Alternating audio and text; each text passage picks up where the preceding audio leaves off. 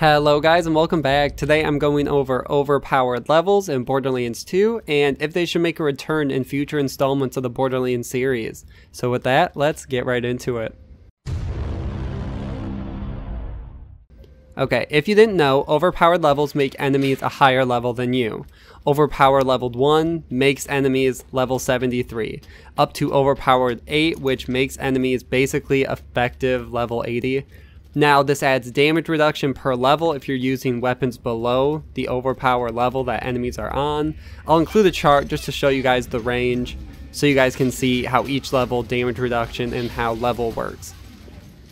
If enemies are 2 levels above you, they take 10% damage reduction, up to 8 levels above you where they take 55% damage, which is why new weapons should be farmed after reaching each overpowered level for most casual players, and to reach OP level 8, players will need OP8 gear or really good OP7 gear.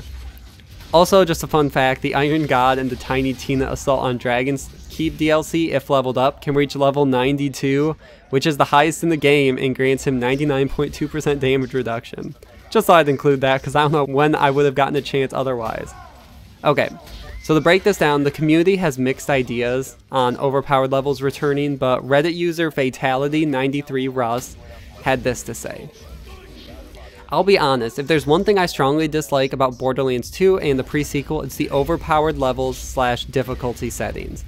Maybe I'm in the minority here, but while I understand the devs' desire to give players endgame content beyond true Vault Hunter mode and ultimate Vault Hunter mode, I just don't find OP levels fun, and I'm not feeling like shooting at a basic enemy for 20 minutes because he's turned into a literal bullet sponge. I get it, it's basically Borderlands versions of Diablo's torment systems, since the concept is similar. You choose a higher difficulty, as in OP 1 through 8, or in Diablo they have Torment, I believe it's now 1 through 13, which the higher you go, you get better loot drops, more experience, better equipment, and so on. But in my opinion, what makes Diablo 3's Torment system feasible while Borderlands' OP system fails is the difference in how the equipment works. In Borderlands, you're limited to whatever minuscule bonuses you get from Badass rank, basically Paragon levels from Diablo 3, which is super similar to Paragon level, except you keep getting experience, and as you go on, you can get minuscule bonuses in attack, defense, certain things like that. So your skill tree, your class mod, and the damage your guns deal. But in Diablo, in addition to Paragon bonuses, the weapons you have and your skills, there are also runes and Kanai's cube bonuses, where just to break that down, it allows people in Diablo to break down legendary weapons and then get the effect of the legendary without using the weapon itself. So if a gun had ammo regen in Borderlands, you'd be able to take the ammo regen off the weapon and then apply it on your character. Or if a shield had a special ability, you could add it on your character, like health regen or something. So also Diablo gets bonuses from every piece of equipment you have and set bonuses, all of which together with the correct equipment make even the toughest torment levels possible. Whereas in Borderlands, the OP levels sometimes seem impossible, not to mention you're limited in movement as it's an FPS as opposed to an isometrical action RPG. Of course, the system could go through a proper rebalancing, or there could be additions to the system mechanics in Borderlands 3, and who knows, maybe Gearbox is working on those as we speak. But I'm one of those people who's not a big fan of overpowered difficulty period, and would much rather prefer just a new difficulty level beyond Ultimate Vault Hunter, where every enemy doesn't take 1,000 shots to kill. Okay, so that's a lot to break down.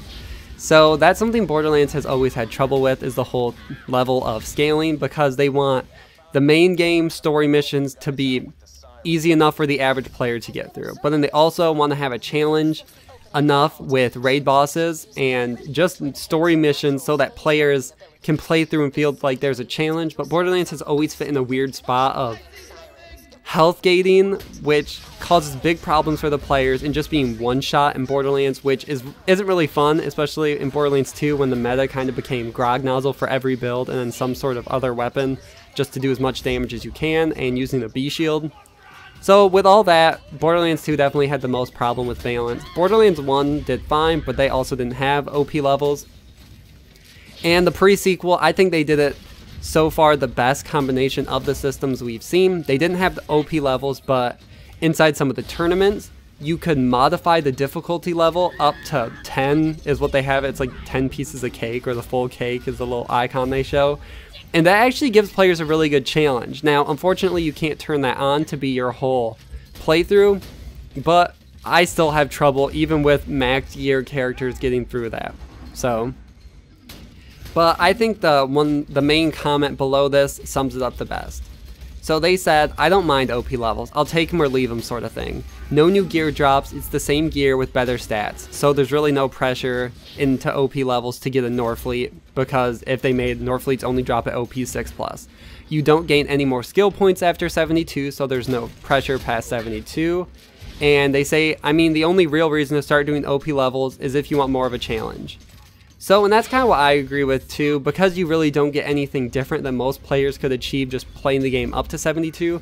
There's really no reason, if you don't want to play it. Like, you can stay content at 72. I've played through a lot of times with my friends, and we just stick at 72 because they're casual players, and that's just kind of where we like to sit. We like to balance, and then it's more fun that way. You can still kind of talk and hang out, and you don't have to worry about being health gated instantly. But let me know your guys' thoughts down below. Do you want Overpowered to return?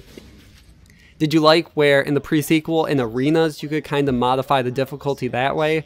Or do you just want all this taken out completely, just one difficulty up to the OP levels? Let me know all your thoughts down below. Thank you guys so much for watching. Like, comment, subscribe, and see you guys in the next one.